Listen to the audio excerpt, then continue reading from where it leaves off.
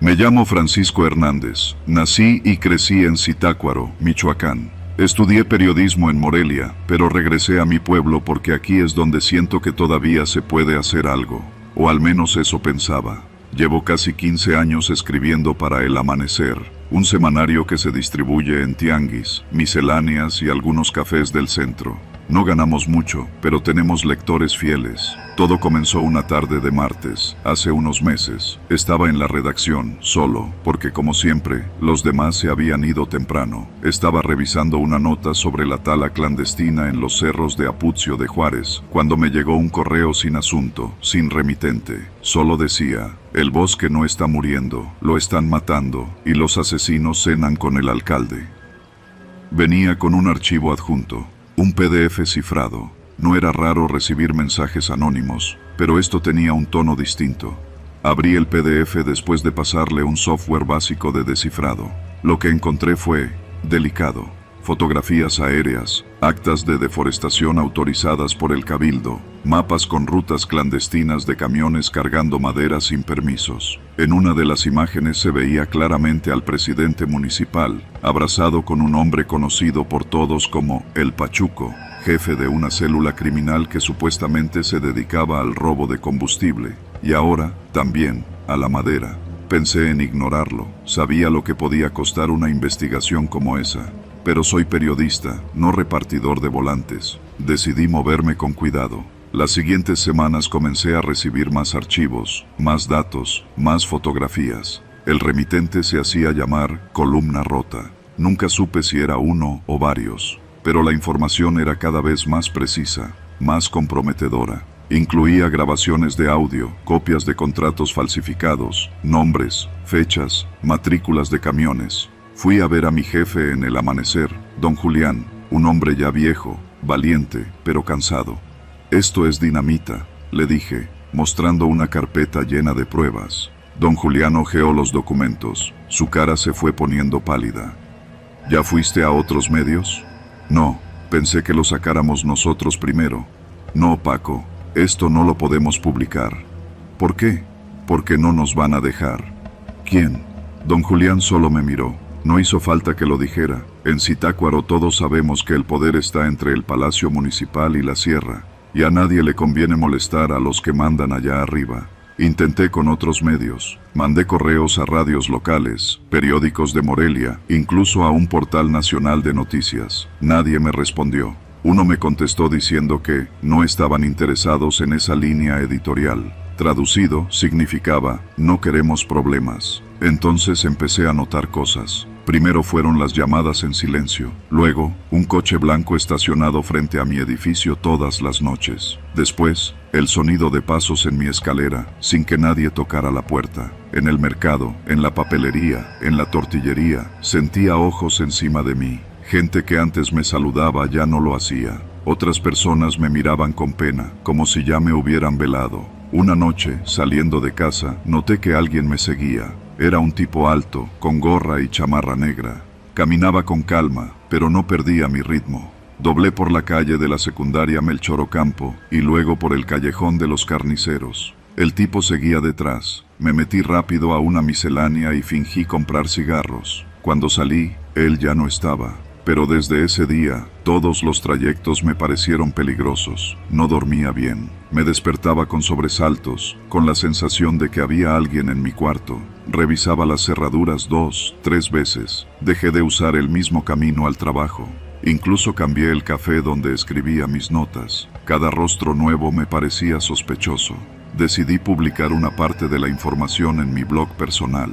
No usé nombres, solo hablé de funcionarios involucrados, actividades ilegales en la sierra, conexiones oscuras con criminales. Fue suficiente para que al día siguiente encontrara una cartulina en mi puerta.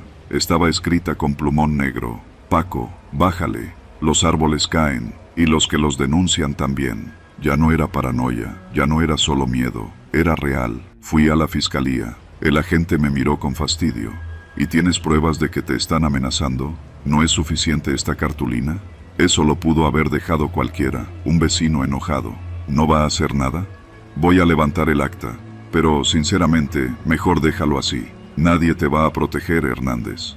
Decidí irme unos días. Me refugié con mi tía en Ciudad Hidalgo, una señora que vive sola con sus perros y que no hace preguntas. Desde ahí seguí escribiendo.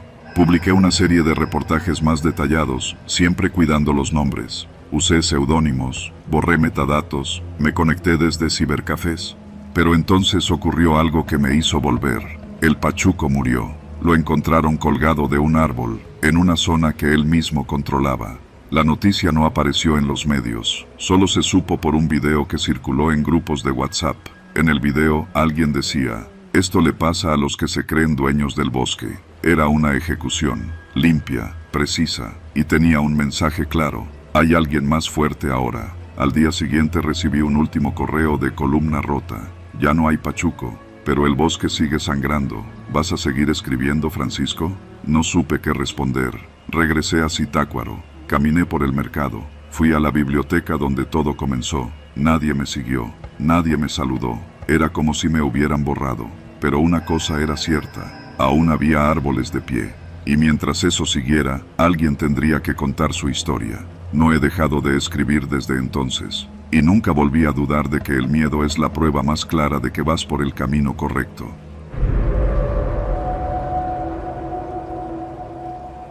Mi nombre es Iván López y nací en Zitácuaro, Michoacán. No tengo más estudios que la prepa, pero desde los 19 años me subí a un tráiler y nunca más me bajé. Lo mío no es contar historias, pero esta no puedo quedármela. Necesito sacarla de mi pecho porque aún tiemblo cada vez que paso por la Marquesa o cuando escucho una caja de cartón cerrarse.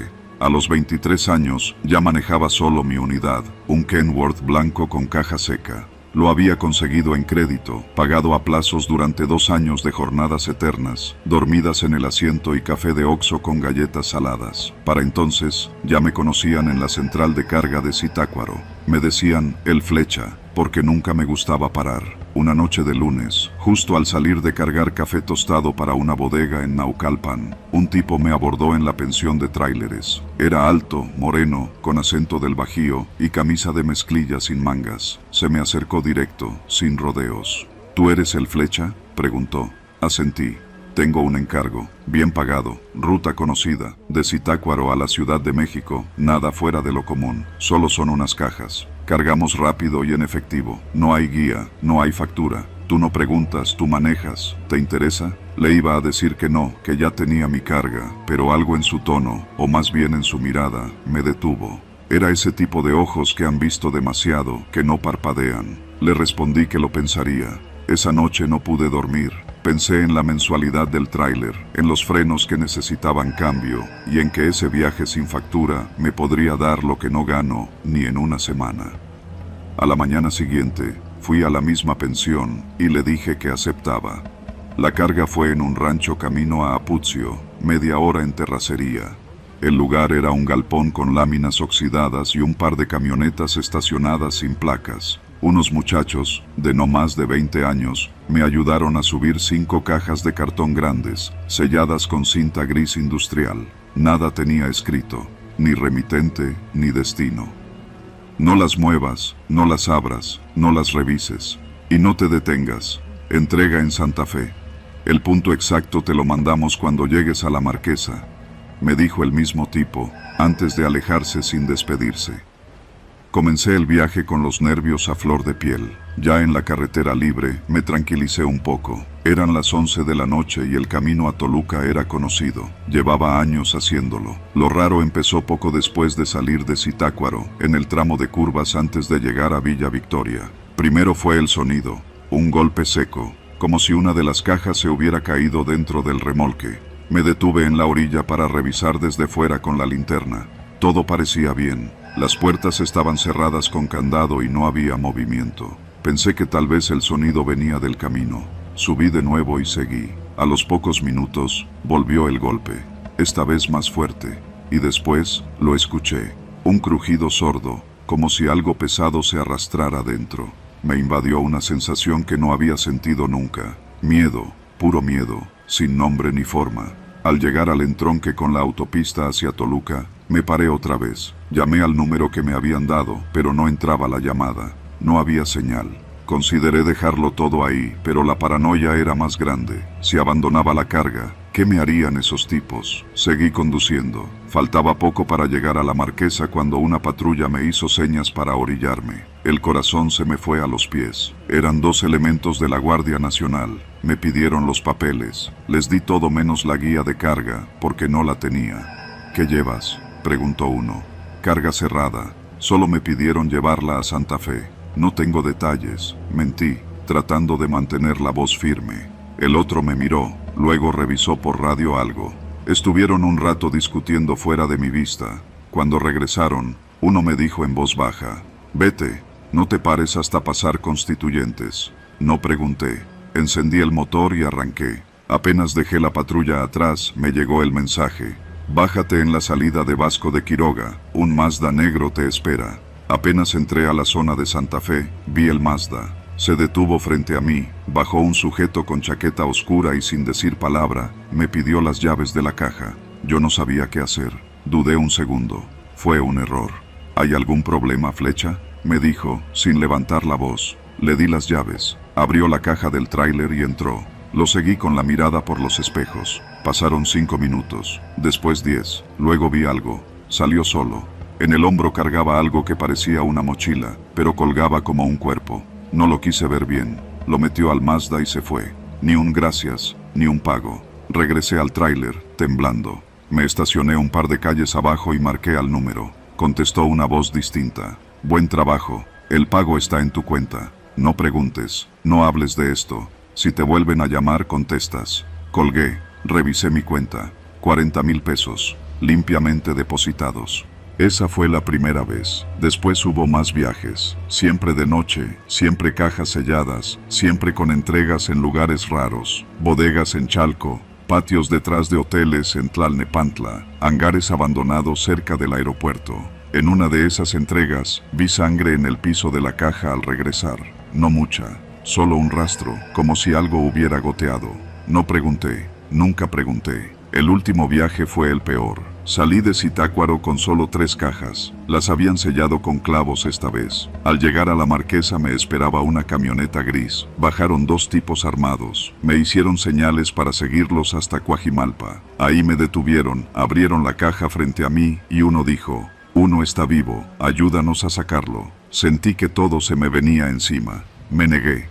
El tipo sonrió y me apuntó a la pierna. «No es una opción». Lo ayudé. Saqué una caja. La abrimos. Era un hombre, vivo, atado, amordazado. Llevaba el rostro ensangrentado. Me miró. No lo olvido. Después de ese día, dejé todo. Vendí el tráiler. Me escondí en casa de mi tía en Zitácuaro durante 3 semanas. No contesté llamadas. No salí ni al Oxxo. No me buscaron. O al menos, no aún. Nunca supe qué era lo que transportaba exactamente. Pero supe que no eran cosas. Eran personas. Tal vez víctimas. Tal vez enemigos. Tal vez algo peor, y yo, por miedo o por hambre, fui parte. Desde entonces, no conduzco ni un bocho.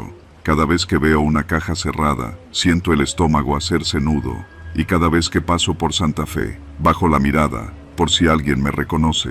No sé si algún día lo olvidaré, pero quiero que quede escrito, porque lo que viví fue real, y aún sigue pasando. Aquí, en este país donde las rutas son controladas por sombras, y donde a veces, un trailero como yo, lleva el infierno en la caja sin saberlo.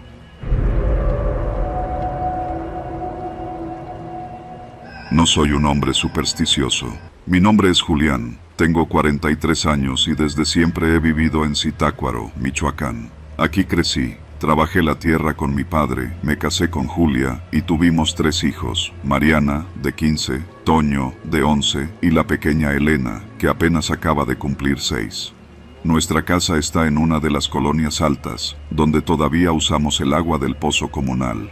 Nunca habíamos tenido problemas serios con el suministro. Claro, a veces salía turbia después de las lluvias fuertes, pero era cosa de dejarla reposar.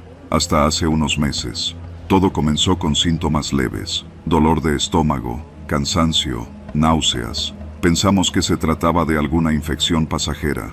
La doctora del centro de salud nos dijo que probablemente era gastritis, y nos dio medicamentos, pero las molestias no cedían, al contrario, empeoraban con los días. Primero fue mi hija Mariana, quien empezó a adelgazar de forma alarmante. Luego, Toño comenzó con fiebre constante. Elena perdió el apetito. Julia y yo estábamos agotados, como si no durmiéramos nunca lo suficiente. Lo raro era que otros vecinos también empezaron a enfermarse, pero nadie decía nada, como si les diera miedo reconocerlo. Yo no me quedé tranquilo. Algo no estaba bien. Una madrugada me desperté con el estómago ardiendo y la boca seca. Fui a la cocina a beber agua y por costumbre abrí la llave. Lo que salió no fue agua, era un líquido espeso, con un olor metálico y un color que no era del todo marrón, ni negro, ni rojo. Algo entre los tres. Me detuve, observé la sustancia burbujeando lentamente en el fondo del vaso y supe que esa no era agua potable. Al día siguiente fui al pozo comunal. No había nadie. Me acerqué al brocal y bajé un balde. El agua estaba quieta, pero algo en la superficie tenía un brillo aceitoso, como si flotaran residuos químicos. Había un olor distinto, un tufo químico que me hizo apartar la cara. Algo estaba contaminando el pozo. Decidí investigar por mi cuenta. Seguí la tubería desde el pozo, caminé por la vereda hasta llegar al cerro cercano, donde se cruzaban las tomas viejas. Fue ahí donde lo encontré. Una conexión clandestina que se desviaba hacia una de las fábricas textiles de la zona industrial.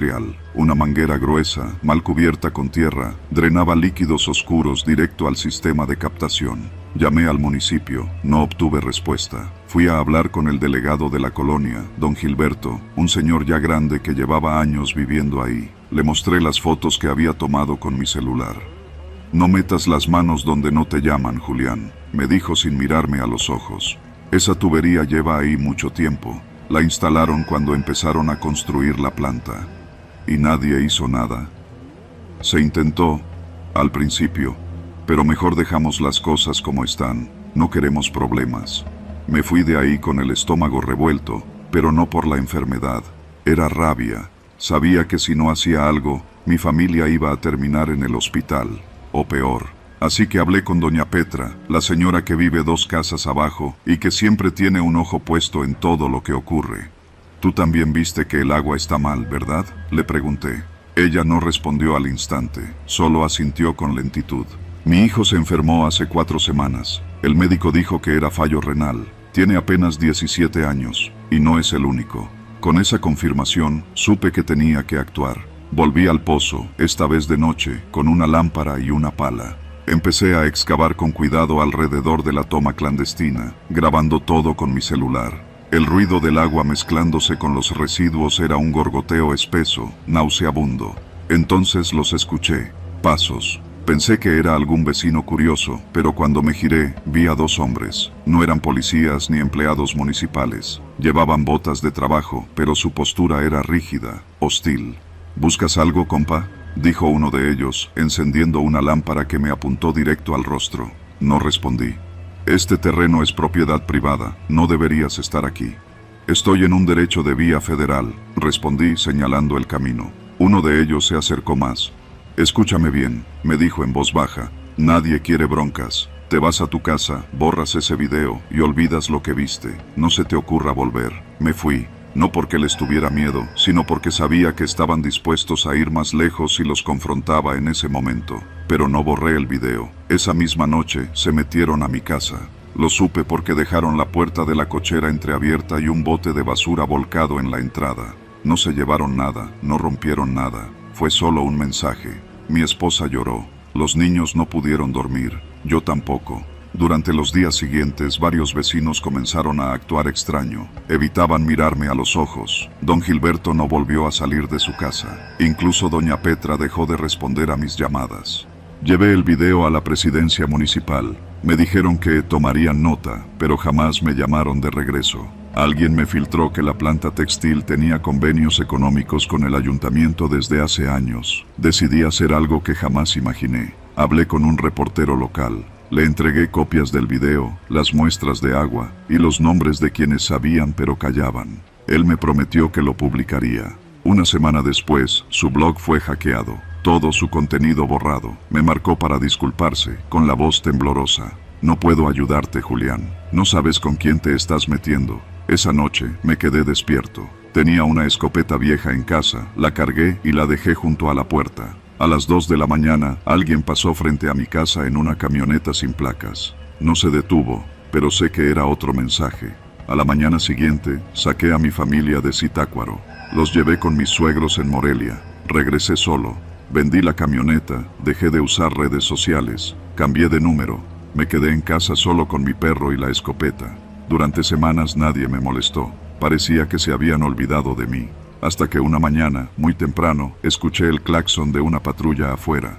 Un agente me entregó una notificación. Inspección de salubridad por denuncias anónimas. Querían revisar mi casa. Supe que era una trampa. Me negué, cerré la puerta y llamé a un abogado. No podían entrar sin orden judicial. No lo intentaron. Se fueron, pero no sin dejarme claro que estaban esperando a que cometiera un error.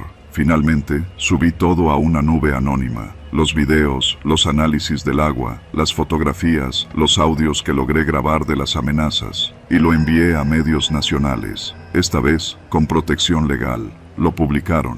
No fue una noticia de portada, pero al menos alguien lo vio. La COFEPRIS y Profepa comenzaron una investigación.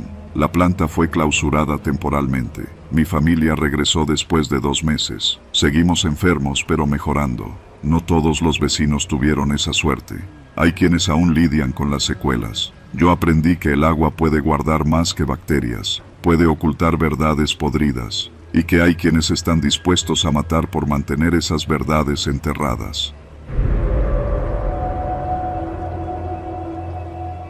Llegué a Zitácuaro un lunes de agosto, con la lluvia insistente empapando las calles y un aire húmedo que me resultó ajeno, a pesar de haber vivido en Morelia toda mi vida. Me asignaron una oficina en una vieja casona adaptada para ser sede regional de la Semarnat. Me habían enviado a revisar expedientes y actualizar reportes ambientales. Una rotación temporal, me dijeron. 3 meses, máximo. La primera semana fue tranquila. Conocí al personal, que me recibió con una cortesía distante. Había algo en sus ojos que me pareció raro. Todos evitaban hablar de mi antecesor, el ingeniero Luján, un hombre que había ocupado mi puesto por más de 5 años y del que no encontré ni una sola foto en las oficinas. Solo sabían decir que ya no trabaja aquí. No había cartas de despedida, correos, ni papelería firmada en sus últimos días. Su ausencia era un vacío cuidadosamente barrido bajo la alfombra. Fue el segundo viernes cuando encontré el archivo. Estaba en un closet empotrado en el fondo de la bodega de archivos muertos. Lo noté por accidente, cuando buscaba mapas satelitales del año anterior. La chapa de la puerta era distinta, más vieja, como si nadie la hubiera abierto en años. Adentro había cajas de cartón sin clasificar, cubiertas con bolsas negras, como basura almacenada sin permiso. Al revisar, encontré expedientes con fotos de ríos contaminados, reportes de tala ilegal en zonas protegidas, y una carpeta con el título manuscrito, Urgente, Luján. Dentro había copias de denuncias anónimas, hojas con nombres y números telefónicos, y fotografías tomadas con teleobjetivo. Camiones forestales sin placas entrando a terrenos privados, hombres armados en retenes ilegales, maquinaria pesada en zonas restringidas. Todo fechado entre 2018 y 2022. Me pasé el fin de semana encerrado en mi pequeño departamento en la colonia La Joya, revisando esos documentos. Cuanto más leía, más se tensaban mis nervios. El nombre del ingeniero Luján aparecía una y otra vez en los márgenes. Autoriza sin inspección, negocia con sindicato forestal, omite reportes. Alguien había estado siguiendo cada movimiento, construyendo un expediente paralelo, pero no había firma en los documentos, solo iniciales. CE. El lunes siguiente, decidí hablar con mi coordinador regional en Morelia. Le mandé un correo detallando que había encontrado información irregular y necesitaba hablar en persona. No pasaron ni 2 horas cuando me llegó una respuesta seca.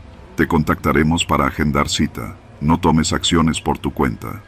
Esa tarde, al regresar a mi oficina, noté que la cerradura había sido forzada. Nada parecía faltarme, pero el archivo del closet ya no estaba. Solo quedaban las bolsas negras vacías. Esa noche dormí con un cuchillo de cocina junto a la cama. Al día siguiente, decidí renunciar. Preparé una carta formal, argumentando cuestiones personales, y la entregué en mano a la administradora de la oficina. Ella me miró fijamente, la tomó sin leerla y dijo en voz baja: «Ya eres parte del archivo». Al principio pensé que no había oído bien, pero lo repitió, esta vez mirándome directo a los ojos. «Ahora tú formas parte del archivo». Intenté hacer una broma. ¿Es una forma local de decir que no me puedo ir? Pero ella no sonrió. Dobló mi carta, la metió en un cajón y sin decir más salió de la oficina. Esa tarde, un joven con chaleco de la Comisión Forestal me interceptó a la salida. No lo conocía. Ingeniero, ¿le puedo pedir que no salga tan tarde? No conviene andar mucho por estas calles cuando oscurece. Perdón. Usted está haciendo preguntas, dijo sin rodeos.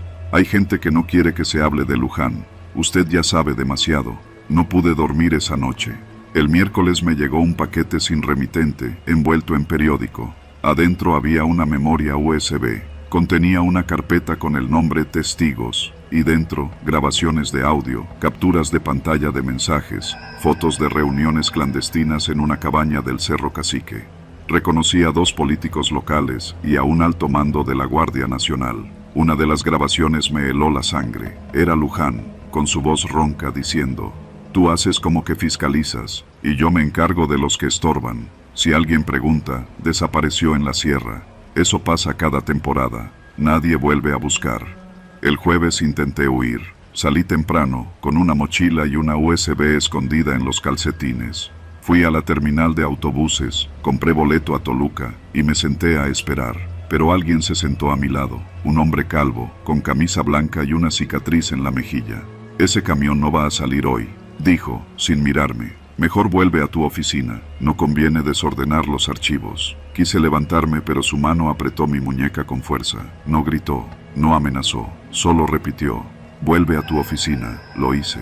Pasé 3 días encerrado, sin salir ni responder llamadas. Me negué a contestar el teléfono de la oficina. Una noche, alguien tocó la puerta. Era la señora de Intendencia. Me entregó una caja de cartón. «Esto era de Luján», me dijo, y se fue sin esperar respuesta. Adentro encontré su libreta personal. Las últimas páginas eran solo líneas repetidas, escritas una y otra vez. «Ellos vigilan desde los árboles. No existe la renuncia. El archivo es eterno». Entendí que no podía irme, no sin acabar como él. Decidí actuar. Preparé una copia cifrada de todos los documentos, las grabaciones y las fotos. Escondí una copia en un café internet del centro, otra en una cuenta de nube protegida, y otra la envié por paquetería a una dirección en Ciudad de México, la redacción de una revista ambientalista. Esa misma noche, alguien intentó entrar a mi departamento. No lo lograron, pero dejaron una nota bajo la puerta.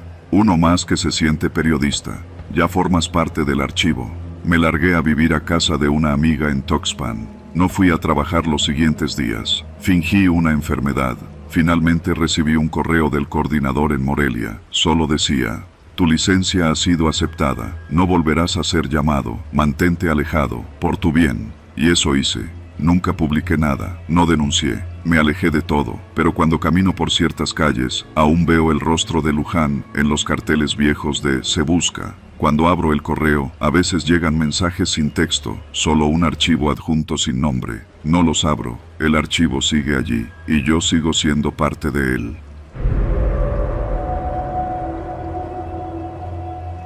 Siempre he pensado que los taxistas llevamos más secretos que los curas. Escuchamos historias que nadie más oye, presenciamos cosas que no contaríamos ni por todo el dinero del mundo. Yo he manejado en Zitácuaro por más de 15 años y creía haberlo visto todo. Infidelidades descubiertas a media calle, pleitos que terminan con vidrios rotos, pasajeros llorando, gritando, vomitando. Pero lo de aquella noche no tiene nombre. Eran cerca de las 2 de la madrugada. Había terminado mi jornada, pero justo antes de apagar el radio del taxi, sonó una última solicitud. Normalmente la hubiera rechazado. Estaba cansado, tenía hambre, y lo único que quería era llegar a mi casa en Infonavit Solidaridad, meterme a bañar y acostarme. Pero algo en el mensaje me hizo dudar. Pasajero solicita silencio total, pago doble, destino, zona rural, rumbo a Donaciano Ojeda. Acepté. Lo recogí en una de esas calles oscuras cerca del centro, en la calle Lerdo de Tejada. Era un hombre alto, delgado, con un sombrero de ala ancha que le cubría el rostro. No me dio su nombre, ni un buenas noches. Solo se subió al asiento trasero y sin mirarme dijo: «No hable, solo conduzca». Le indico el camino más adelante. Encendí el motor y comencé a manejar. Al principio pensé que era un tipo raro, tal vez un músico cansado, un artista, un tipo exótico de esos que llegan al pueblo en busca de inspiración. Pero la tensión en el ambiente se volvió evidente desde que pasamos la gasolinera rumbo a San Felipe. No era miedo, todavía no. Era una incomodidad, como cuando uno siente que lo observan desde el retrovisor, aunque nadie esté haciendo nada. La carretera estaba desierta, apenas iluminada por los faros del taxi. Solo se oía el motor y, muy a lo lejos, los grillos. El aire comenzaba a enfriar. En ese tramo rural, donde ni las patrullas se meten de noche, los árboles forman sombras alargadas, y cualquier movimiento entre los matorrales parece sospechoso. Después de unos 20 minutos, el hombre habló. A la derecha, por ese camino de tierra, suba hasta donde termina. Hice lo que me pidió. El taxi comenzó a sacudirse con los baches. A los lados del camino solo había monte. En cierto punto, vi la silueta de una cabaña de madera. No tenía luces encendidas. El hombre se inclinó hacia adelante y dejó un billete doblado en la consola. Luego, sin decir una palabra, bajó del carro y caminó hacia la cabaña. En ningún momento volteó a verme. Me quedé allí unos segundos. Pensé en encender un cigarro, pero algo me hizo cambiar de idea. Revisé el billete. Era de 500 pesos. Fácil, pensé. Di la vuelta y comencé a descender el camino para regresar al pueblo. Esa misma madrugada, ya en casa, estaba terminando un plato de frijoles refritos con queso cuando tocaron la puerta. Eran 3 toques secos, firmes. Era la policía. Me preguntaron si era yo el dueño del taxi con placas de Zitácuaro. Les dije que sí. Me pidieron que los acompañara a la comandancia. Pensé que tal vez era una infracción vieja, algo de tránsito. Pero cuando llegamos, me metieron directo a una oficina y me mostraron unas fotos. Eran bolsas negras, grandes, amarradas con cinta, tiradas frente a la misma cabaña donde había dejado al hombre. Me temblaron las piernas. Vecinos llamaron por un olor fuerte esta mañana. Cuando llegaron nuestras unidades, encontraron los cuerpos, dijo el comandante, un tipo moreno, de ojos duros. Usted fue el último en estar ahí. No supe qué decir. Les conté la verdad, tal como pasó. Me pidieron un servicio extraño, no hice preguntas. El tipo me pagó y se bajó. No vi nada raro, pero ellos no estaban convencidos. Me dejaron toda la noche bajo observación. Me interrogaron, revisaron el taxi, mis cuentas, mi teléfono. Al día siguiente, me soltaron. No encontraron pruebas en mi contra, pero desde entonces, mi vida cambió. La gente dejó de subirse a mi taxi. Me veían en la calle y bajaban la mirada. En las tortillas, en el mercado Melchor Ocampo, en los portales del centro, todos hablaban en voz baja cuando yo pasaba. Mis hijos ya no querían ir a la escuela. Mi esposa empezó a dormir en casa de su madre. Un mes después, alguien prendió fuego a mi taxi. Lo tenía estacionado frente a la casa como siempre.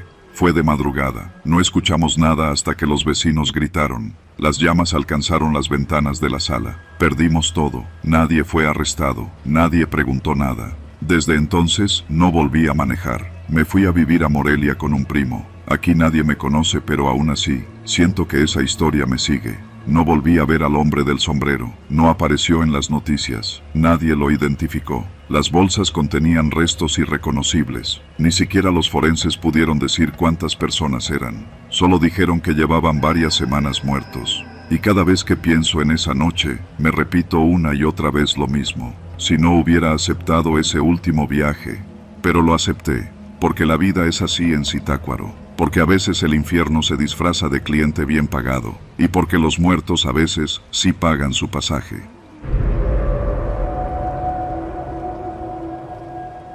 Me llamo Fernanda y soy enfermera en Zitácuaro, Michoacán. Trabajo en el Hospital General, un edificio que parece no haber sido remodelado desde hace 20 años. Las paredes despintadas, los ventiladores colgando del techo, los baños con olor a cloro y óxido. La mayoría del personal ya se ha resignado a las carencias, a los sueldos bajos, a las guardias eternas. Yo también, hasta que empecé a ver lo que nadie más quería ver.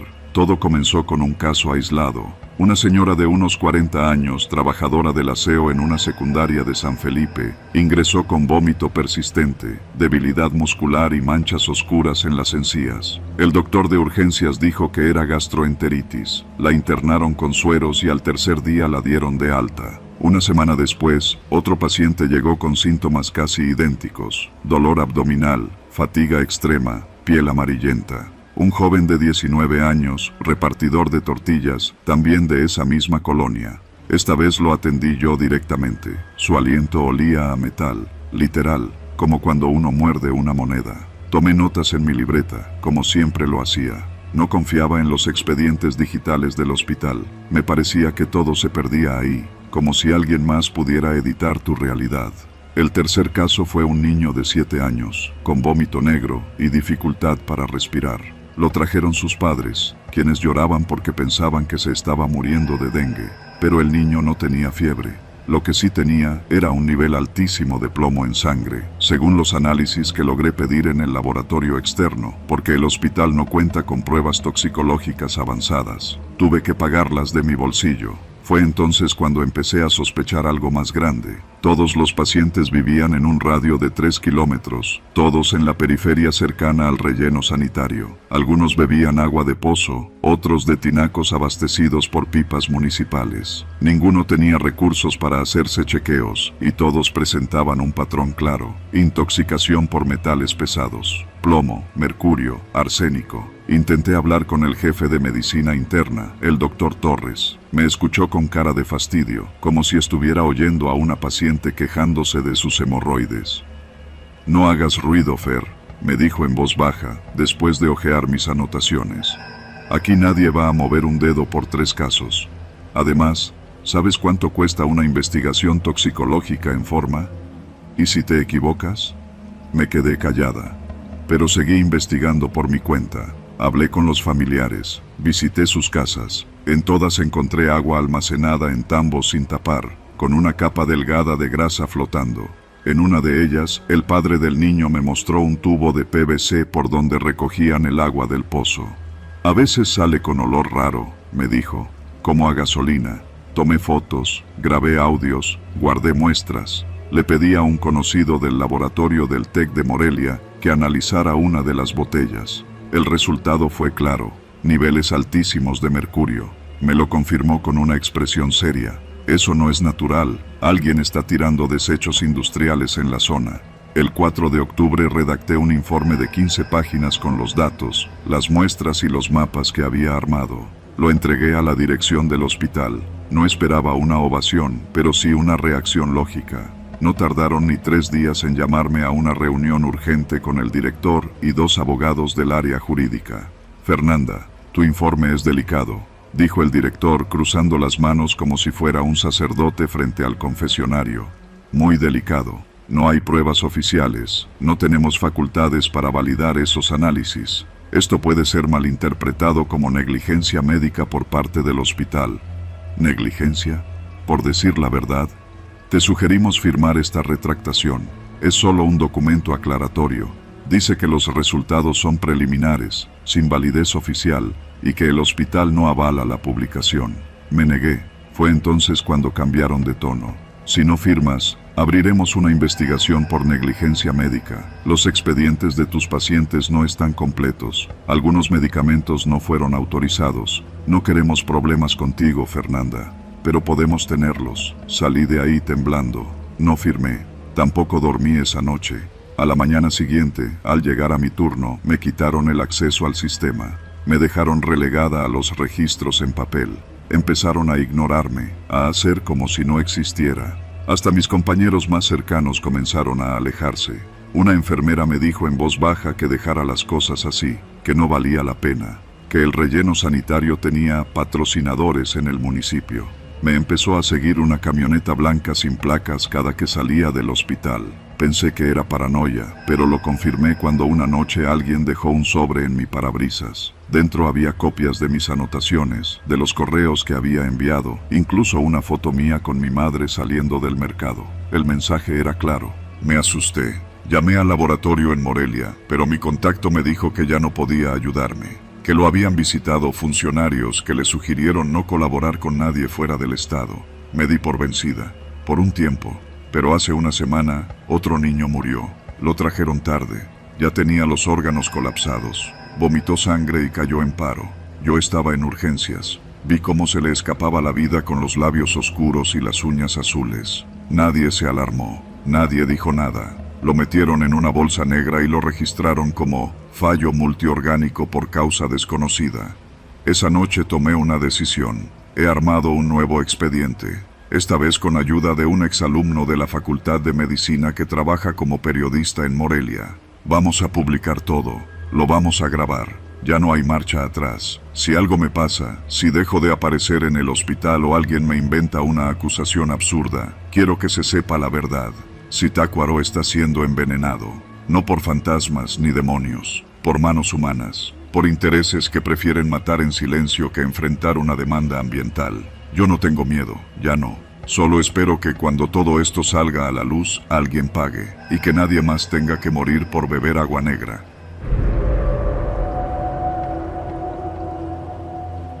Me llamo Rebeca, tengo 39 años, y vivo en un pequeño ejido al sur de Zitácuaro, donde la señal de celular es caprichosa y el silencio de las noches se siente más profundo que en cualquier otro lugar del país. Trabajo desde casa como diseñadora gráfica, y aunque eso me permite estar más tiempo con mi hija y no gastar en transporte, también me ha convertido en alguien que rara vez sale, que observa más de lo que habla, y que ha aprendido a leer las pequeñas cosas que muchos no notan. Todo empezó a mediados de abril. Esa tarde, mientras barría la entrada de mi casa, vi algo extraño entre los árboles al fondo del terreno. Era como una caja metálica, de esas que se usan para cubrir cables, pero estaba a medio enterrar y mal camuflada con ramas secas. Me acerqué por curiosidad y al escarbar un poco, descubrí que no era una caja eléctrica, sino una especie de cámara, con un lente apuntando justo hacia mi casa.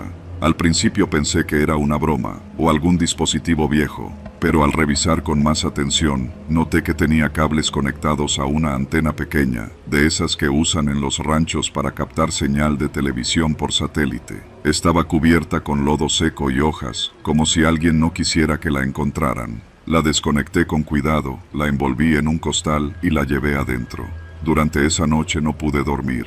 Pensaba en la cámara, en quién la había puesto, en por qué justo frente a mi casa. No se la enseñé a nadie, ni siquiera a mi hija. Me limité a observar por la ventana, en silencio, como si esperara que el responsable viniera a buscarla.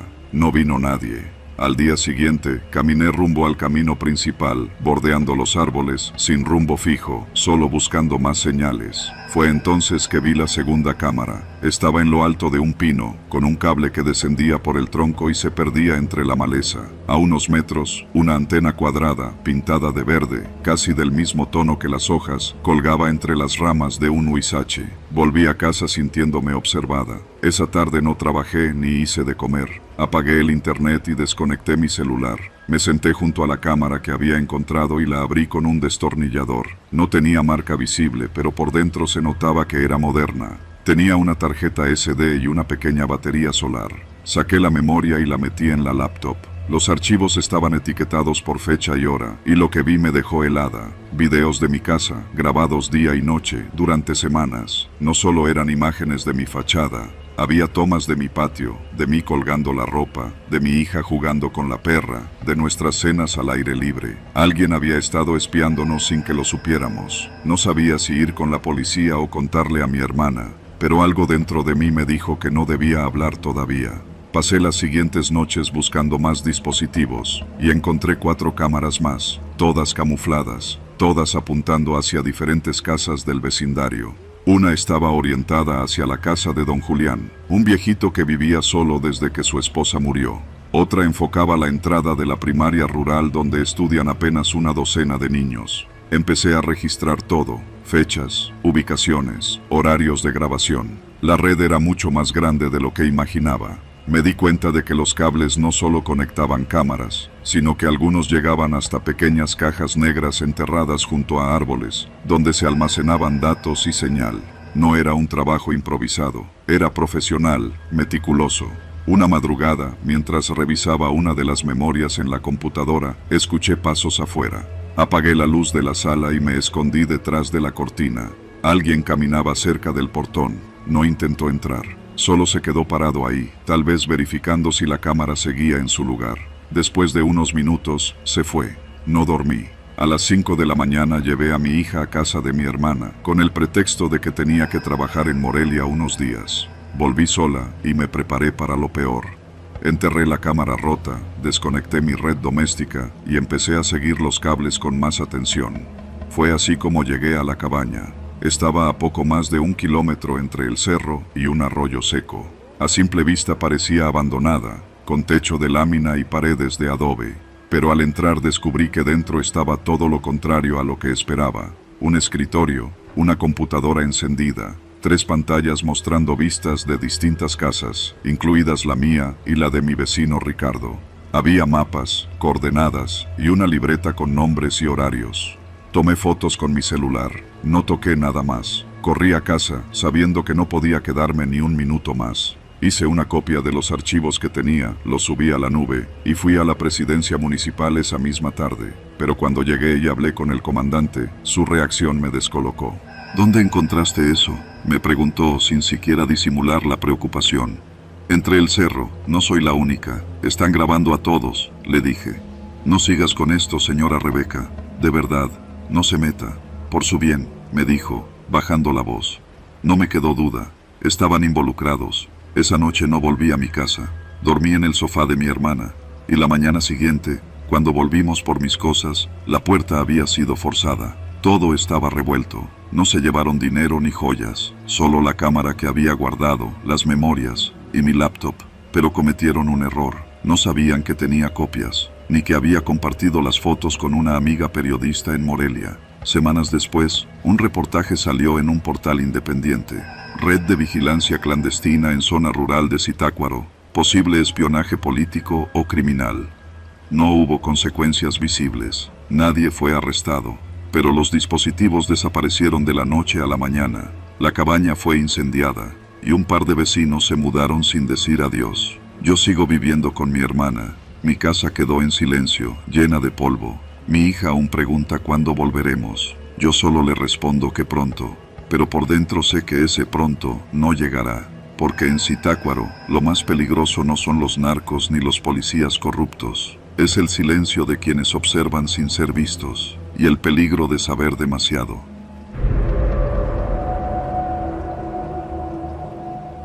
Me llamo Santiago Reyes. Nací y crecí en Zitácuaro, un pueblo entre cerros y nubes que huele a leña, maíz y tierra húmeda. Desde niño, mi vida giró en torno al campo. Mi abuelo me enseñó a sembrar desde que podía cargar un azadón. Cuando murió, hace casi 10 años, me dejó unas tierras cerca de la Encarnación, junto a un arroyo que solo corre con fuerza en temporada de lluvias. Nunca quise venderlas, no porque fueran especialmente productivas, sino porque allí estaban mis recuerdos. Las milpas donde correteé chapulines, el mezquite donde enterramos al perro viejo, y las piedras planas donde mi abuelo se sentaba a fumar y contar historias. Esa tierra no era mucha, pero era nuestra. Empecé a sembrar ahí frijol y maíz criollo, lo básico, nada industrial. No me daba para hacerme rico, pero sí para comer y vender algo en el tianguis de los jueves. Mi mujer y mis hijos me ayudaban cuando podían. A veces, algún vecino echaba la mano con la yunta o me prestaba el tractor a cambio de una parte de la cosecha. Todo iba bien hasta ese maldito martes. Ese día llegaron 3 hombres en una camioneta blanca. No eran de por aquí. Traían botas lustrosas, camisas de marca y ese tono de voz que tienen los que están acostumbrados a dar órdenes. Me dijeron que venían de una empresa constructora de Querétaro, que el terreno que estaba sembrando era parte de un predio que había sido adquirido por la compañía para un desarrollo turístico. Yo me reí, pensé que era una broma, pero me mostraron unos papeles, sellados, firmados, con planos y coordenadas. Decía que la parcela en la que estaba parado, la que me dejó mi abuelo, formaba parte de un ejido que había sido vendido en conjunto, que yo no tenía ningún derecho legítimo sobre esa tierra, que estaba invadiendo. Usted no aparece como ejidatario registrado, me dijo uno, mientras otro tomaba fotos de mi sembradío con su celular. ¿Y mi abuelo? ¿Mi papá? Aquí vivimos toda la vida. Yo nací en esa choza. Señalé hacia la casa de adobe, con el tejado colapsado, donde aún guardaba herramientas. No tiene cómo comprobarlo, a menos que tenga escrituras, respondió el tercero, con una sonrisa que me revolvió el estómago. Fui directo al municipio. Pedí hablar con el director de catastro. Me hicieron esperar 2 horas en una salita con sillas de plástico rotas. Cuando por fin me atendió un señor calvo, ni siquiera me dejó explicar. No hay ningún registro de su nombre asociado a esas tierras, y si los papeles que le mostraron vienen sellados por el Registro Agrario Nacional, poco podemos hacer, me dijo, sin levantar la vista del monitor. Toqué puertas, fui con el comisariado ejidal, le supliqué que me ayudara, me dijo que ya no tenía voz ni voto, que la mayoría de los ejidatarios vendieron, que yo me había tardado en regularizar mi situación. No se trata de regularizar, se trata de justicia, le dije. Pero se encogió de hombros. La siguiente semana empezaron a llegar máquinas. Derribaron el cerco de alambre, aplastaron los surcos recién regados. Una retroexcavadora se quedó atorada en la entrada durante horas, justo encima del limonero que había plantado mi hijo menor. Fui a la radio local, a la parroquia, a la presidencia municipal. Nadie quiso ayudarme. Algunos decían que ya era una orden federal, que los inversionistas tenían permisos, que traían desarrollo, trabajo, progreso. Yo no quería progreso, solo quería mi tierra.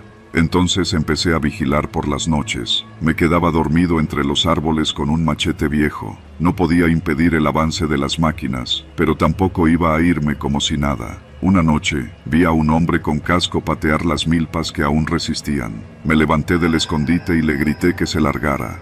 Él corrió hacia su camioneta. Al día siguiente había una patrulla esperándome. Me detuvieron por agresión. Pasé una noche en los separos. Mi mujer lloró tanto que me dio más coraje. Cuando salí, las máquinas habían arrasado todo. Solo quedaba el mezquite del abuelo, tercamente de pie, aunque con el tronco ya raspado por las llantas. Fue entonces que tomé la decisión. Empecé a investigar.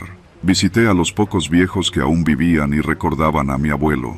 Uno de ellos, don Lupe, tenía una libreta de hace más de 40 años donde anotaban las reuniones del ejido. Allí estaba el nombre de mi abuelo. No servía como título legal, pero era prueba de algo. Copié esas hojas, las llevé a la prensa local. Me ignoraron. Subí fotos a redes sociales, conté mi historia. Nadie compartió, nadie reaccionó. Una noche, ya sin cosecha, sin tierra, sin rumbo, me senté bajo el mezquite. El viento olía a diésel y a polvo. La casa ya era ruina total. Vi a lo lejos las luces de una cuadrilla trabajando incluso de noche. Estaban nivelando terreno. Uno de ellos se acercó con una linterna. «No puede estar aquí, señor», me dijo. Tenía acento norteño. «¿Y tú puedes pisar la tierra de mi abuelo?», le respondí. No dijo nada, se dio la vuelta, y entonces escuché algo. Fue como un crujido, un reventar de raíces. El mezquite estaba colapsando. Cayó lento, como si le hubieran arrancado el alma. Sentí un hueco abrirse en el estómago. Lloré como un niño. Ese árbol era lo último. Esa noche dormí junto al tronco muerto. A la mañana siguiente, cuando me desperté, algo había cambiado. El terreno estaba completamente vacío, pero en la tierra había huellas, decenas, no de maquinaria, de pies descalzos, como si mucha gente hubiera caminado sobre la tierra suelta. Nadie más lo notó. Un ingeniero se me acercó, me ofreció dinero, por molestias. Le escupí a sus zapatos, me dio una bofetada. Nadie hizo nada. Me fui. Pasaron meses. Hoy trabajo en un vivero a las afueras del pueblo. No tengo tierra ni casa. Rentamos un cuarto en el centro. Mis hijos ya no hablan del campo. Hablan de la ciudad, de irse. Pero a veces, cuando paso por donde estaban las tierras, me detengo. Ahora hay un enorme letrero que dice: Próximo desarrollo campestre, Villas de la Montaña. Detrás del letrero hay maquinaria, bardas, obreros con cascos y un hueco, allí donde estaba el mezquite. Un hueco donde la tierra se hunde. Nadie quiere trabajar esa parte. Dicen que las máquinas se atoran, que se descomponen, que alguien camina por ahí en la madrugada. Yo solo sonrío y pienso en mi abuelo.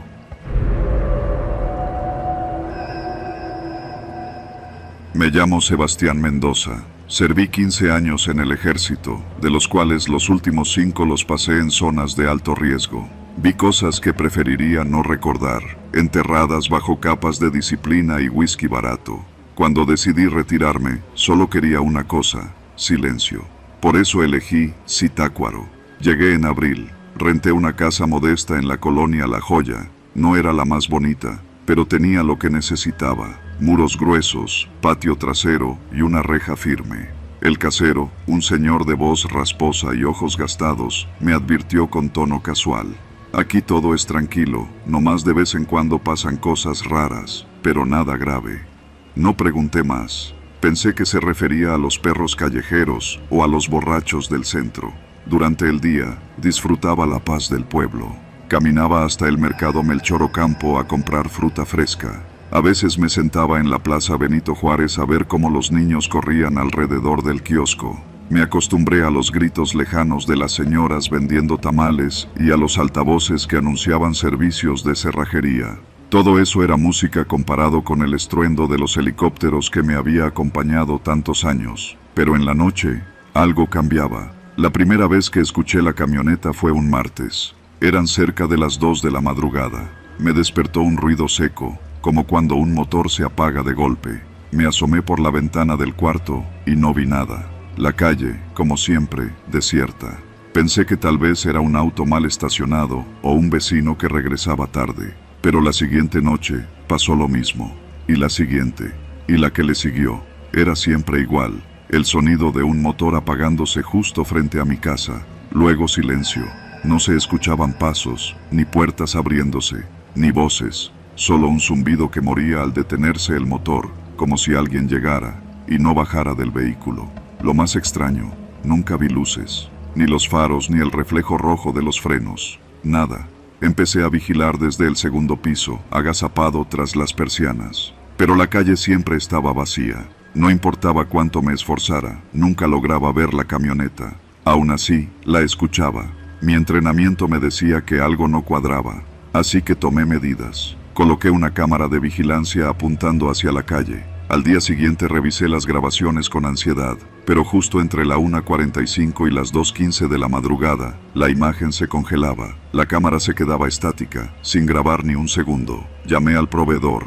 Me dijeron que todo funcionaba bien. Reinicié el sistema. Cambié la cámara por una nueva. El resultado fue el mismo. Un sábado decidí quedarme en el porche, con una lámpara y mi vieja pistola reglamentaria, por si acaso. Me escondí detrás de un árbol, bajo el manto de sombras. A la 1:58 la escuché. El sonido del motor, leve, detenido justo frente a mi reja. Me asomé con cuidado, pero no había nada. Ni un solo vehículo, solo un silencio profundo que parecía observarme de vuelta. Comencé a preguntarle a los vecinos, con discreción. La mayoría se encogía de hombros. No, joven, aquí no pasa nada. Pero una señora, doña Lucina, que vendía pan de elote a la vuelta, me miró con desconfianza. Usted vive en la casa de la familia Rodríguez, ¿verdad? Sí. Ah, ahí murió el hijo, hace como 2 años. Le dispararon saliendo del antro ese, el Colibrí. Lo persiguieron y lo remataron en la puerta de su casa, en una camioneta negra. De esas viejas, sin placas. Nunca supieron quién fue. No dije nada. Sentí el sudor corriéndome por la espalda, a pesar del frío. Las noches siguientes, el sonido se volvió más intenso. El motor ya no solo se apagaba, se quedaba encendido un par de minutos, como si el conductor simplemente estuviera ahí, esperando. Cada noche me sentaba en la oscuridad del segundo piso, con la pistola en la mano, apuntando a la nada. Un lunes decidí romper la rutina. Me quedé despierto, pero esta vez bajé a la calle. Apagué todas las luces y me escondí entre los matorrales del jardín. Llevaba puesto un chaleco antibalas viejo y la pistola en la cintura. No sabía lo que esperaba encontrar, pero algo dentro de mí me gritaba que esta vez iba a haber respuesta. A las 2:03 llegó el sonido. Esta vez no era un solo motor, sino 2. Una camioneta y una moto. Detuvieron sus motores frente a mi casa, como siempre, sin luces. Pude verlos, 2 siluetas, una junto a la camioneta, otra bajando de la moto. Uno sacó algo del asiento trasero, lo que parecía un paquete envuelto en bolsas negras. No dudé. ¡Alto! Están siendo observados. Tiren lo que llevan, grité, saliendo de entre los arbustos y encendiendo la linterna en sus rostros. No esperaron. El de la moto arrancó de inmediato. El otro, el de la camioneta, se tambaleó y soltó el paquete antes de subir al vehículo y huir con chirrido de llantas. Corrí hacia el bulto.